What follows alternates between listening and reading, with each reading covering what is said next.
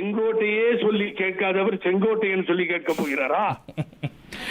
இதுல எங்க வந்து திமுக வந்துச்சு? இது பாரதிய ஜனதா கட்சி 4ஆக 5ஆக உடைத்து அழகு பார்த்து அதிலே வெற்றியின் விளிம்பிலே போய் நின்று கொண்டிருக்கிறார்கள். இதை ஏன் இன்னொரு கட்சி மேல பழிய போடணும்? அதுல என்ன பிஜேபி காரணம் நினைக்கிறீங்களா? பிஜேபி காரணம் நினைக்கிறீங்களா? ஒன்னும் சந்தேகமே இல்லை சார். அன்னைக்கு போய் தர்ம யுத்தத்தில் உட்கார சொன்னதும் அன்புக்குரிய குருமூர்த்தி சார் தான்.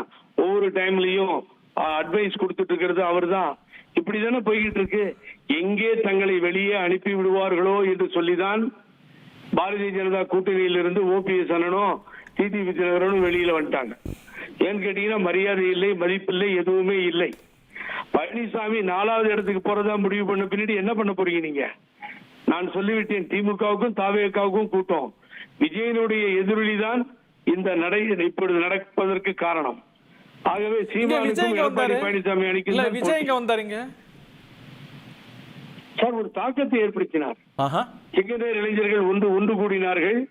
அந்த கூட்டத்தை பார்ப்பதற்கு கண்கொள்ளா காட்சியாக இருந்தது. அது வாக்காகத்தான் மாறும். இது விளையாட்டுத்தனமாக போய் இப்ப செங்கோட்டையினுடைய இலக்கெல்லாம் நிறைவேறும்னு நினைக்கிறீங்களா, நிறைவேறாதுன்னு நினைக்கிறீங்களா? இக்னோர் பண்ணிட்டு போயிடுவார் திரு பழனிசாமி? நீங்க நான் எல்லாத்த விட இந்த நாட்டினுடைய பிரதமர்கிட்டயே பேட்டி எடுத்து அறிவோட பேசிட்டு இருக்கேன். என்ன இலக்கு? இப்ப காலையில நீங்க என்ன இலக்கை கண்டுபிடித்தீர்கள்? நீங்கள் என்ன நோக்கத்தை கண்டுபிடித்தீர்கள்? எந்த குறிக்கோளை கண்டுபிடித்தீர்கள்? அவர் பேச்சிலிருந்து என்ன தெரிஞ்சுக்கிட்டீங்க? எல்லாரும் ஒன்னா போகணுன்றது நாங்க சொல்லிக்கிட்டே இருக்கோம் சார். எல்லாரும் சொல்றாங்க சார், தொண்டர்கள் சொல்றாங்க, மக்கள் சொல்றாங்க.